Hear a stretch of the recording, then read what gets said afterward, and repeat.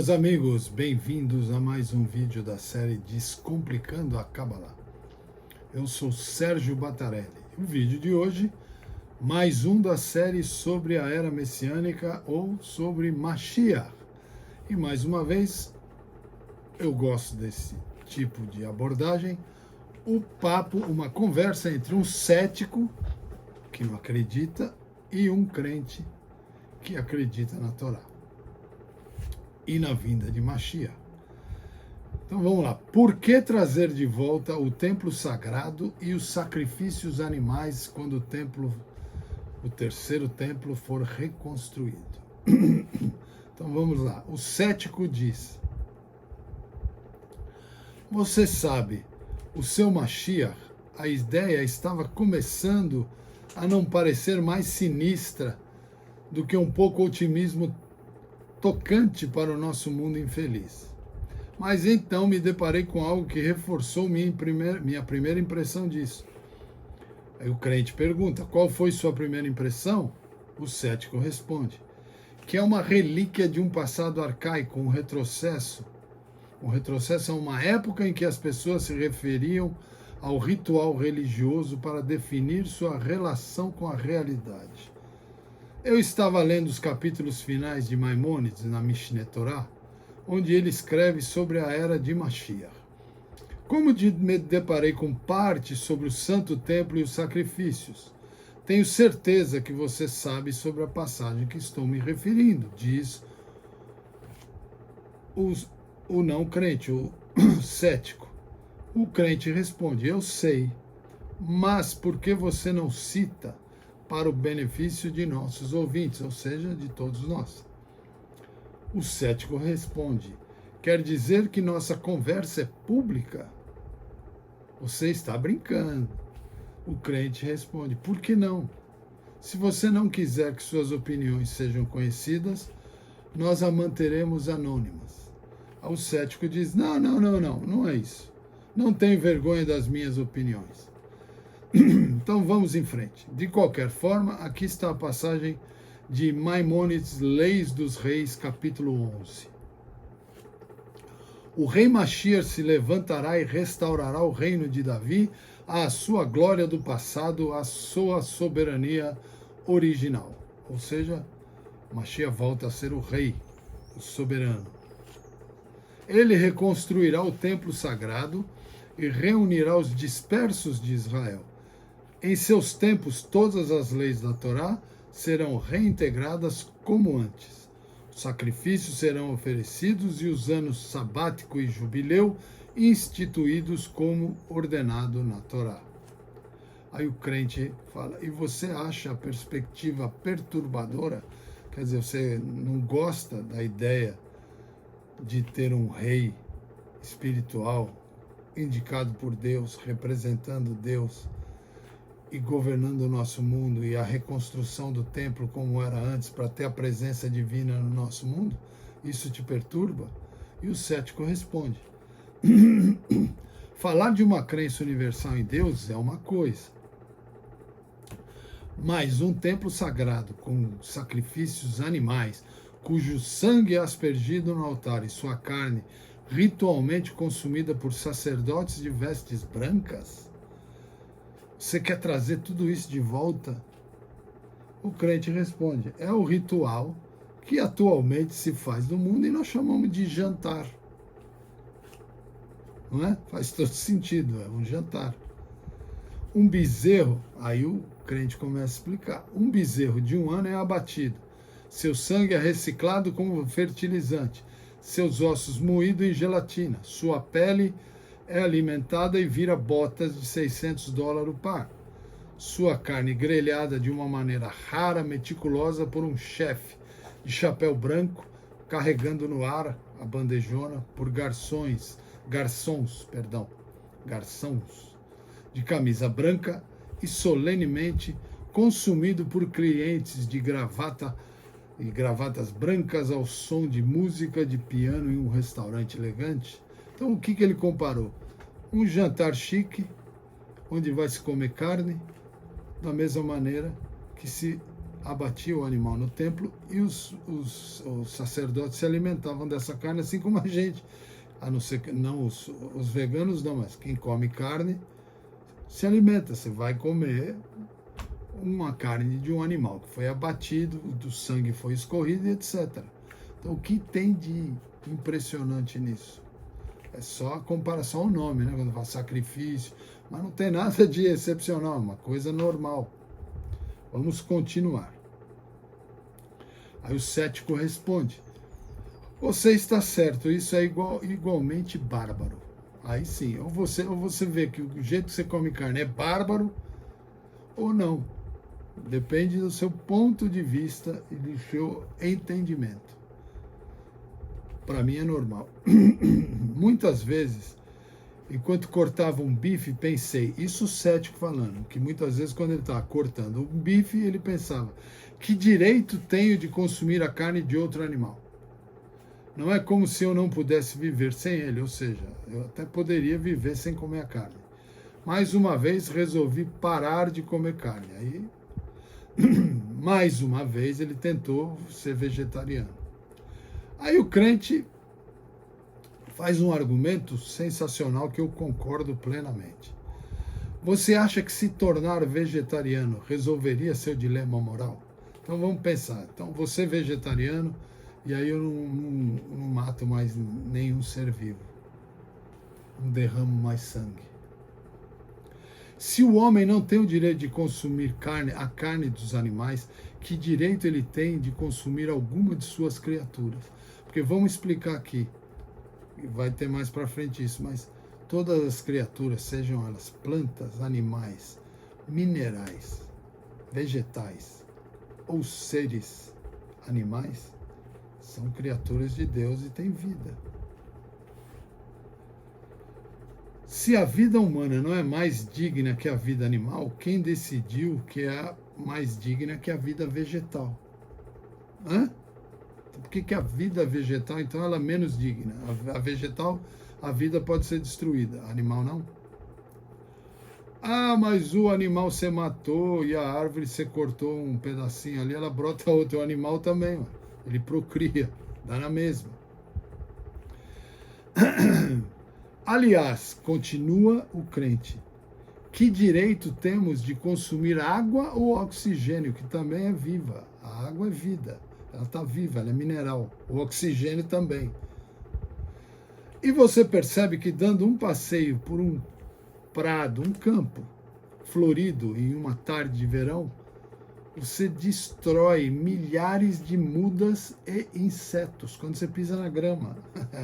Você está caminhando, você está matando muda e matando inseto. É vida. Que direito você tem de fazer isso? Aí o cético diz, mas um animal tem sentimentos. Ele quer viver, sofre dor. O crente, e se eu o matar sem dor?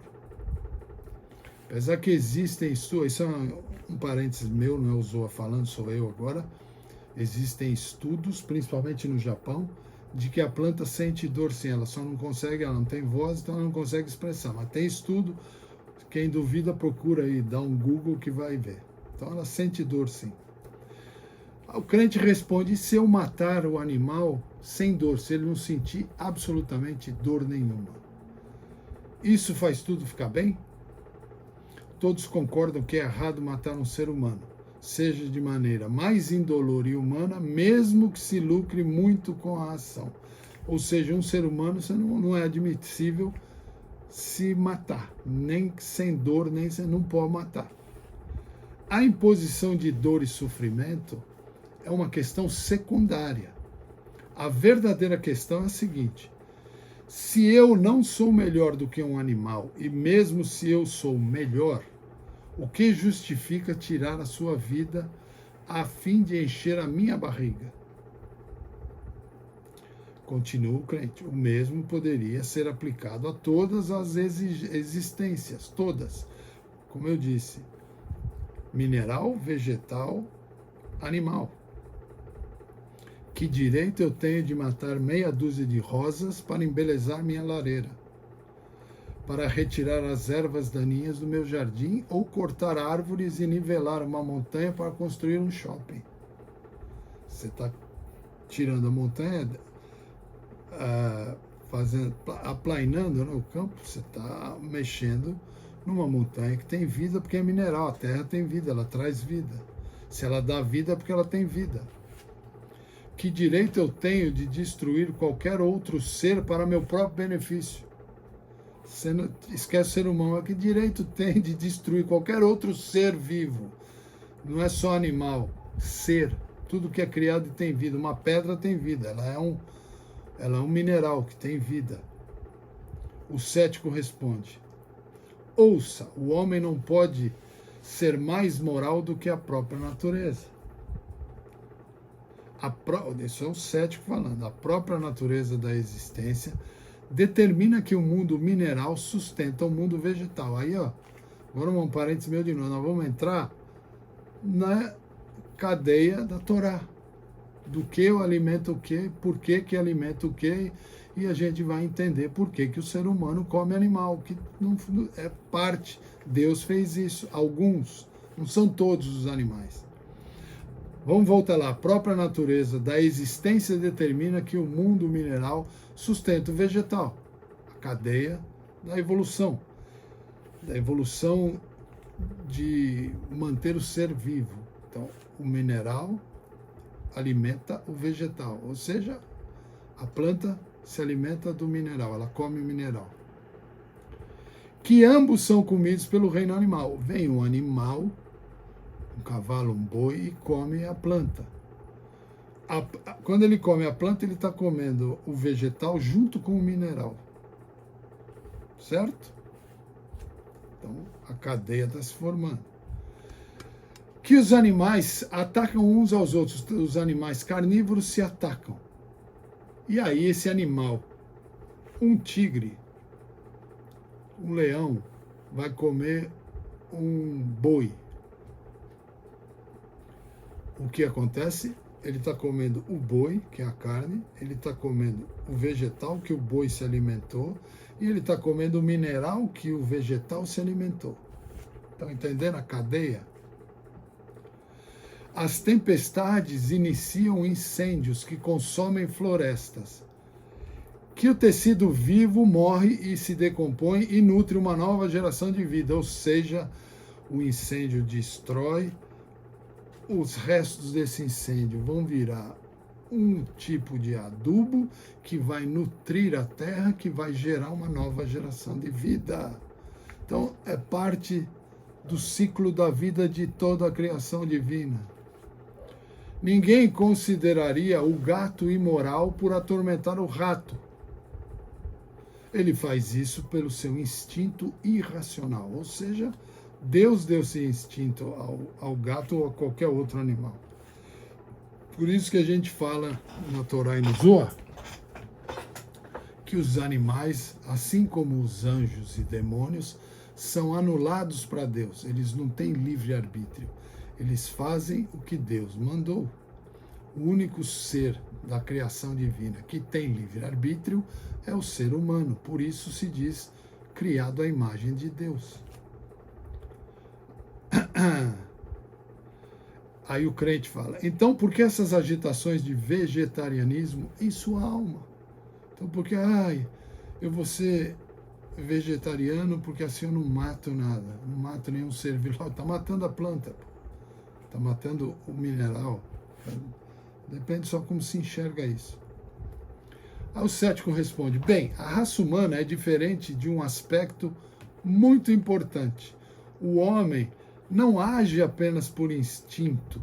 Fomos abençoados com uma inteligência discriminadora. Escolhemos como e até que ponto exploraremos nossos semelhantes para atender às nossas necessidades. Para nós, não é apenas uma questão de sobrevivência, mas também de gosto, conveniência e prazer.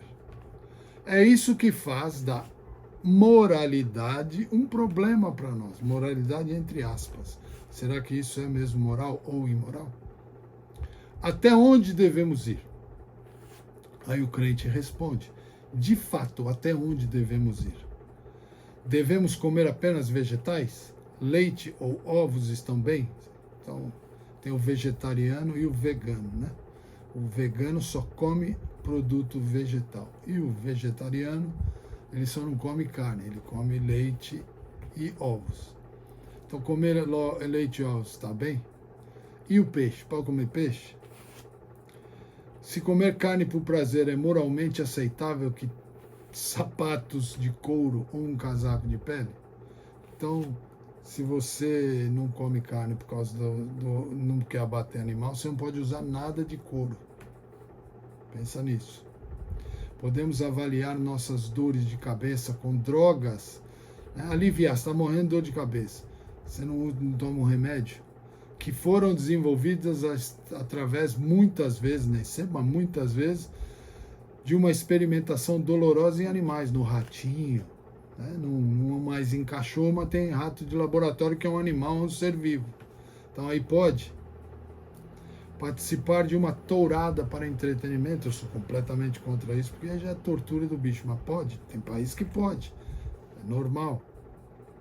E aquele que afirma que agir de acordo com seu instinto assassino pela caça, que vai caçar prazer de grandes mamíferos, preenche uma profundidade psicológica da pessoa e permite que ele experimente uma unidade espiritual com a natureza? Isso pode. Justamente sou claro em dizer que sou contra.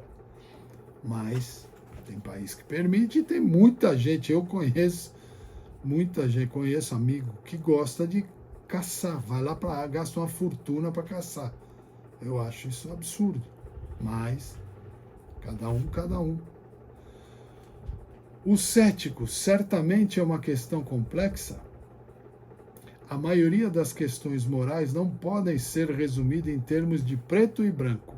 Ou seja, o preto escrito no branco. Uma tela branca, você escreve em cor preta. Isso quer dizer essa frase, preto no branco. É uma tela branca escrita com uma caneta de tinta preta. Só podemos ponderar seus tons de cinza.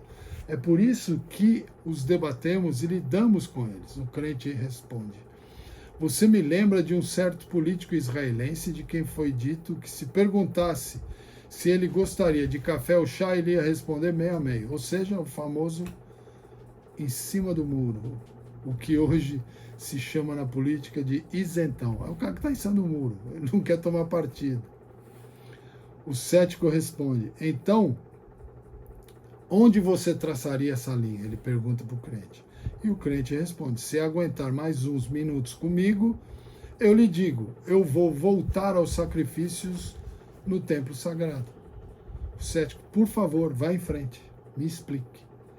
O crente: em uma última análise, existe apenas duas maneiras de olhar para nós mesmos cara a cara no nosso mundo, encarar o nosso mundo de frente. Ou a ordem é natural, onde a ordem natural é resultado da forma como as coisas se desenvolveram por vontade própria. Caso que não é realmente uma ordem ou então uma criação proposital. Se a natureza não tem nenhum significado ou propósito além de sua própria existência, então nossa inteligência discriminativa e liberdade de escolha, o livre-arbítrio, é provavelmente uma invenção de nossa imaginação. Mesmo que exista, por quê? É apenas a ferramenta de outro animal para a sobrevivência, como as garras do tigre e a casca da tartaruga, não é? A garra do tigre tem para ele abater sua vítima, e a casca da tartaruga é para protegê-la desse caçador. Está lá apenas sem nenhuma razão particular. Então as garras ou a casca da tartaruga, Deus colocou lá só por enfeite, não tem razão nenhuma. Em qualquer caso, a questão da moralidade torna-se um ponto discutível. Cada indivíduo pode decidir quais elementos de seu ambiente é permitido consumir e para que fins, e cada um desses conjuntos de padrões morais é tão válido quanto qualquer um outro. Nossa segunda opção é que o nosso mundo foi projetado e criado por um criador proposital e, portanto, existe um propósito mais elevado que transcende sua própria existência e continuidade. Então, tem um propósito divino que só Deus entende por enquanto. A gente não entende tudo, tenta entender, mas é difícil. Em tal mundo, as qualidades particulares de cada criatura não são apenas implementos para a sobrevivência, mas também são específicas para o papel que ela preenche na realização desse propósito. À luz disso, uma certa qualidade que é única para o ser humano, que é a liberdade de escolha, ou livre-arbítrio, do homem torna-se particularmente significativo. Aí o cético pergunta, por quê?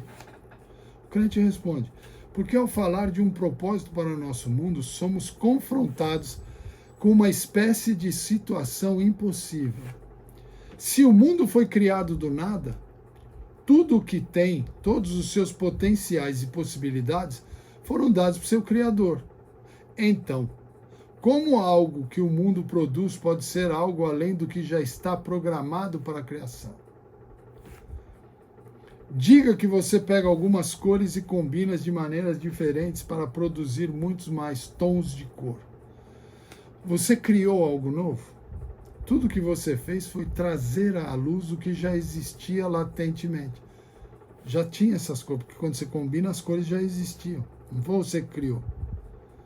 É como tentar programar um computador para selecionar um número verdadeiramente aleatório. Como os chips e fios do computador não podem inventar nada, só os chips, fios e tal, eles não inventam nada. Qualquer número que ele criar vai ser determinado por quem programou o computador, quem fez o programa, que é um ser humano. Em últimas análises, você está dizendo ao computador qual número escolher. Então, você coloca números. Então, na verdade, não é o computador que escolhe, é você que programou ele para escolher. Assim com Deus. Deus programou. A natureza é Deus. Você usa outro nome, a natureza é Deus. Ele programou tudo. O mesmo pode ser perguntado sobre o nosso mundo.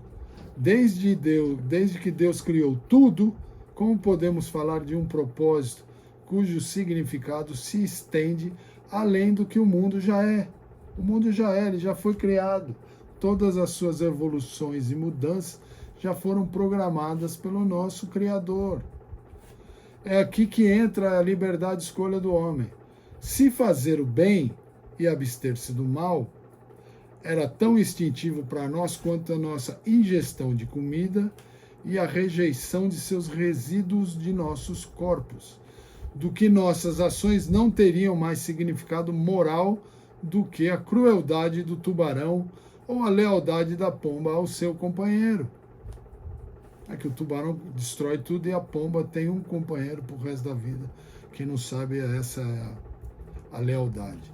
Casal de pomba, eles não se separam nunca mais. Desde que se juntaram, eles são fiéis uns aos outros.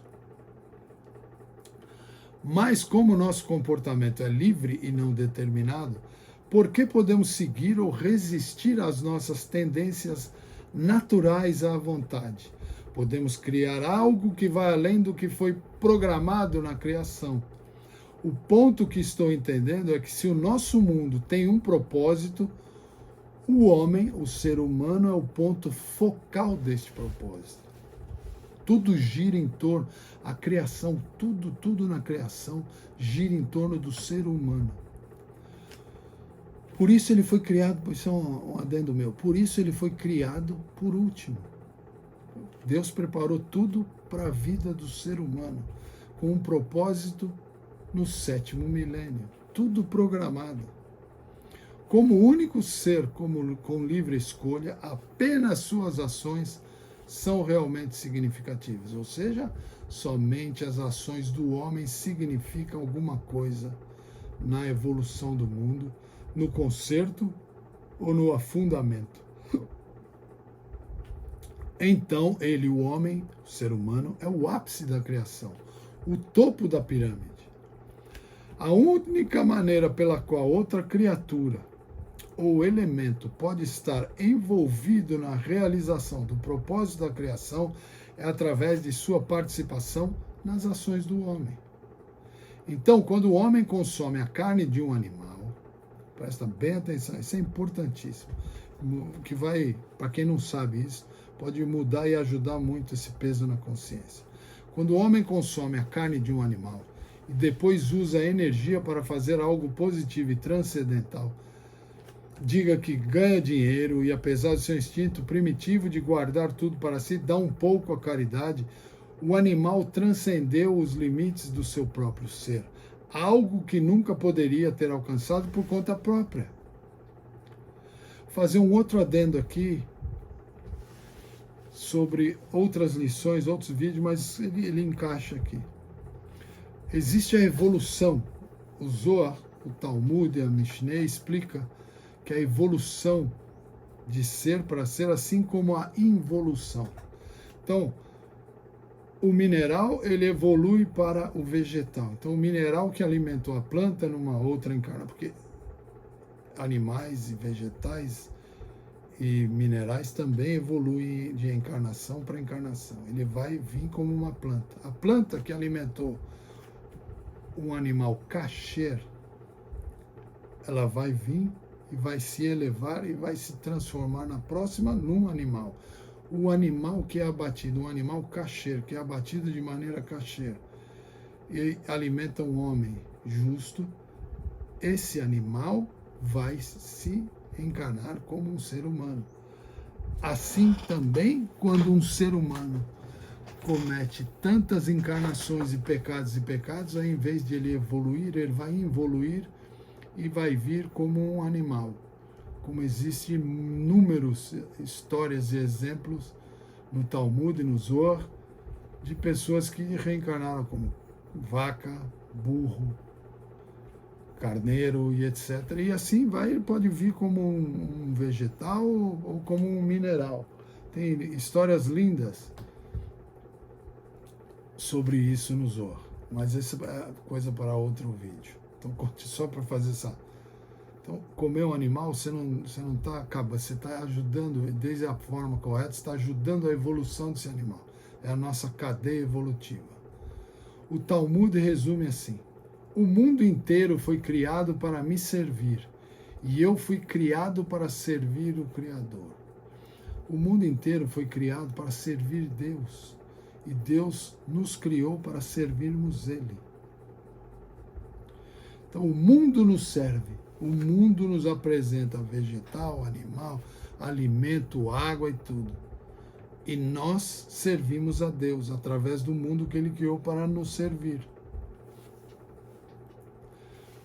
Aí o cético fala: assim o homem pode explorar seu ambiente de qualquer maneira que ele escolher, desde que ele faça boas ações e sirva ao seu Criador, é isso?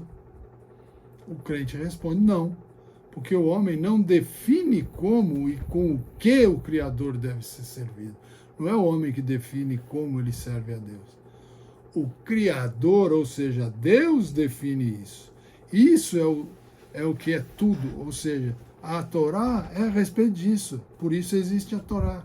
A Torá está para nos explicar como nós servimos a Deus. A Torá é a comunicação de Deus ao homem, é Deus comunicando ao homem o seu propósito na criação e a maneira pela qual ela deve ser alcançada. A Torá diz ao homem que ele pode comer a carne de certos animais, como eu disse, são animais kasher, mas não de outros, que ele pode comer leite, carne e leite, mas não os dois juntos. Não pode misturar carne com leite. Está lá na Bíblia. Você não vai ferver, não vai cozinhar a carne do bezerro no leite da mãe. Para que ele possa cultivar um pomar, mas não possa participar de seus frutos nos primeiros 3 anos após suas árvores terem se enraizados. Ou seja, em Israel, quando você planta uma árvore frutífera, você só pode comer desse fruto 3 anos depois, mas só vale para a terra de Israel. E diz, 6 dias por semana ele pode queimar combustível para produzir energia, fazer fogo, etc. Mas que é proibido fazê-lo no Shabat. Em suma, o mundo não tem a ver com o que o homem deseja. Existe para servi-lo em seu serviço ao seu Criador. Ou seja, o homem existe para servir ao Criador, não para seus próprios fins egoístas. Aí o cético diz, mas se o homem pode ficar perfeitamente bem, sem carne, como isso contribui para o serviço ao seu Criador? Ele poderia obter a energia tão bem de outras fontes. Aí o crente responde, o prazer do homem na vida pode se tornar parte integrante do serviço a Deus. Deus quer que o ser humano tenha prazer, mas o prazer correto, da maneira correta. Por exemplo, uma mitzvah para agradar o Shabat e os festivais com carne e vinho. Então, por exemplo, todo judeu, ele sabe que o Shabat tem que ser uma refeição festiva, alegre. Tem que ter alegria, tem que ter vinho, tem que ter peixe, pelo menos. O bom é ter um prato de peixe e um prato de carne. Tem que ter a halá, que é o pão. Então, isso é uma maneira de servir a Deus com alegria e o nosso prazer. Então, a gente tem prazer no Shabat e é um mandamento e nós estamos servindo Deus. Olha que maravilha.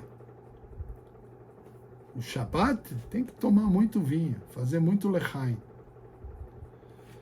Outro exemplo é do grande sábio talmúdico Rava, que uma vez observou que se não fosse pelo delicioso corte de carne que ele tinha para o jantar, seu aprendizado não teria ido tão bem. Então, quer dizer, a carne bovina, a carne caprina, né, dos carneiros, cordeiros, etc., tem um monte de nutriente que faz bem e desenvolve o cérebro. Isso já está provado pela ciência. Então, é bom, não é obrigatório, você não precisa ser carnívoro. Se você não quiser comer carne, você pode ser vegetariano e vai ser um bom judeu. Mas não condene quem come.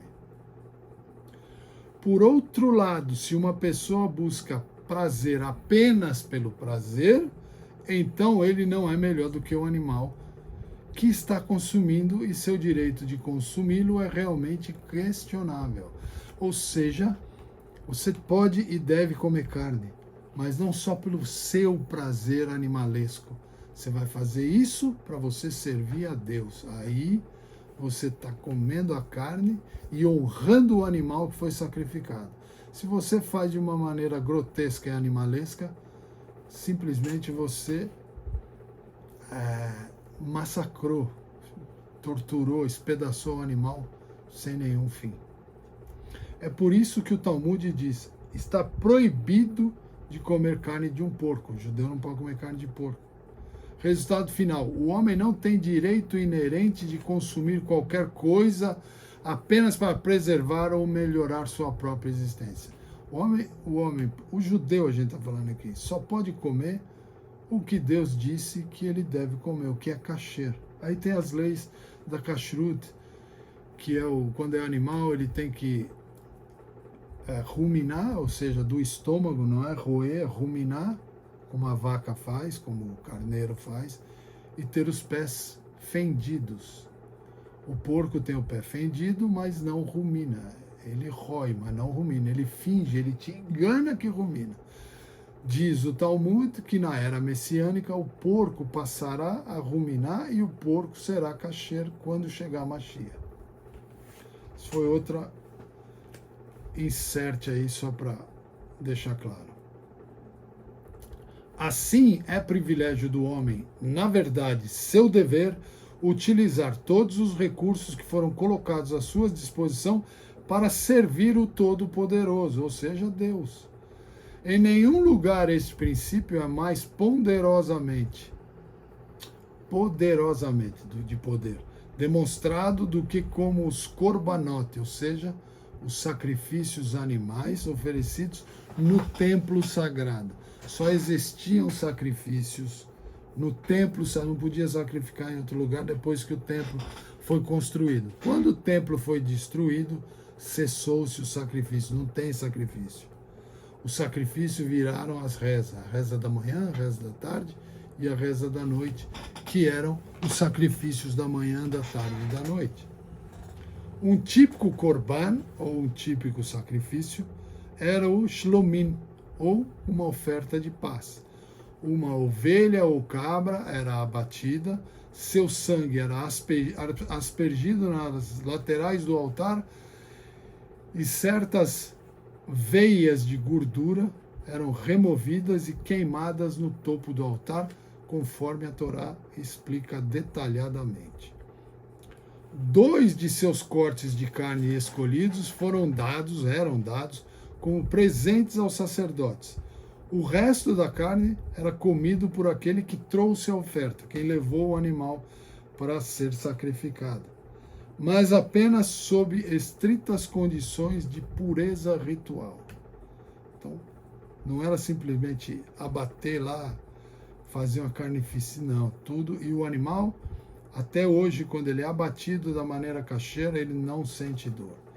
Ele tem uma maneira certa de fazer a sherritá, que é tipo uma navalha muito bem afiada, é um rabino que estudou para isso, que na hora que ele vai abater o animal, ele faz uma reza, uma bênção, e a maneira com que ele corta, a maneira é tão rápida que o animal não sente nada, o cérebro não consegue responder e o animal não tem nenhuma descarga de adrenalina, nada, e isso é a maneira correta e é uma pureza ritual.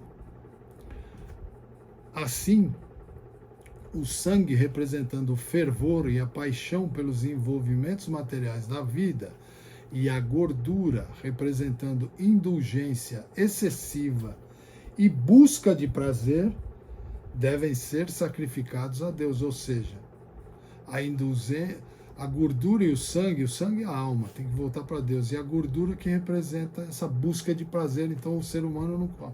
Então o judeu não come gordura e nem sangue, ele dá de volta para Deus, é isso. A carne do material, depois que uma certa porção dela é compartilhada com os outros, é para o próprio consumo de uma pessoa, mas apenas sob condições de santidade, apenas por causa de um fim mais elevado.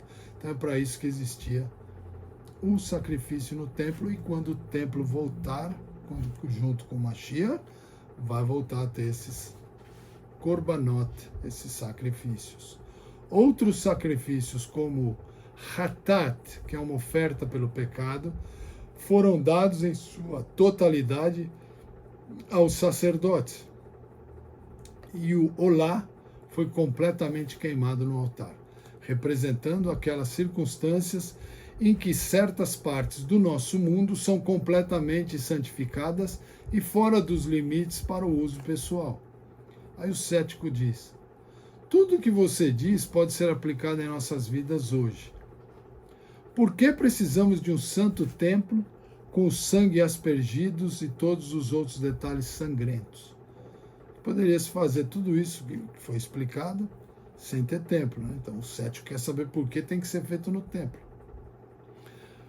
O crente responde: primeiro de tudo, se você vai comer carne, você precisa de um matadouro e frigorífico repleto com o que você chama de todos os detalhes sangrentos. Ou seja, um rabino que vai fazer a sherritá, um rabino especializado nisso, ele precisa ter um frigorífico que foi cacherizado, que tem os equipamentos para ser feito isso, que tem onde escorrer o sangue para a terra, para esse sangue e a alma do animal voltar para Deus. Então não é em qualquer lugar. Mas estes detalhes podem ser elevados de seus detalhes sangrentos, quando santificados como o meio dos esforços do homem para aperfeiçoar a criação de Deus. Mas, para responder à sua pergunta, é claro, podemos abordar tudo o que fazemos com todas as ideias certas. De fato, a maneira de como nossas vidas estão atualmente estruturadas é tudo o que podemos fazer. jogar jogos mentais. Quando comemos ou consumimos e nos beneficiamos do mundo físico, com a intenção de dedicar nossas energias a um propósito mais elevado, elevamos e sublinhamos os elementos que nos sustentam. Mas muito disso permanece abstrato e intangível. O pedaço de carne ainda é o mesmo pedaço de carne. Portanto, apesar das mudanças internas que efetuamos, a realidade tangível e perceptível do nosso mundo atual permanece predominante, materialista e egocêntrica. O mundo de Mashiach, no entanto, é um mundo em que o conteúdo espiritual de nossas vidas é tão real e tão tangível quanto seus implementos físicos. Nas palavras de Isaías, toda a carne verá a essência divina da realidade. Toda a carne significa todo ser humano. Assim, o ponto focal deste mundo futuro é o templo sagrado, no qual a presença do Criador, isso é muito importante. Quando tem o templo sagrado, a gente tem a presença constante do nosso Criador, a presença de Hashem, de Deus. A presença do Criador é abertamente expressa. Todo mundo consegue perceber a presença de Deus. E o serviço do templo, com os quais os recursos materiais do nosso mundo estão imbuídos de uma santidade que é percebida e experimentada pelo homem. E aí o cético encerra a conversa dizendo: apenas uma pergunta. Você perguntou ao animal como ele se sente sobre tudo isso? E aí o vídeo encerra por aqui. A verdade é que tem estudos talmúdicos a respeito que o animal kasher, que ele vai ser abatido para um propósito kasher de servir a Deus, ele vai de bom grado, porque ele quer evoluir a sua alma animal para uma alma divina. E eu vou ficando por aqui. Pensem e reflitam a respeito dessa discussão entre o cético e o crente. E até o próximo vídeo. Fiquem com Deus e até lá.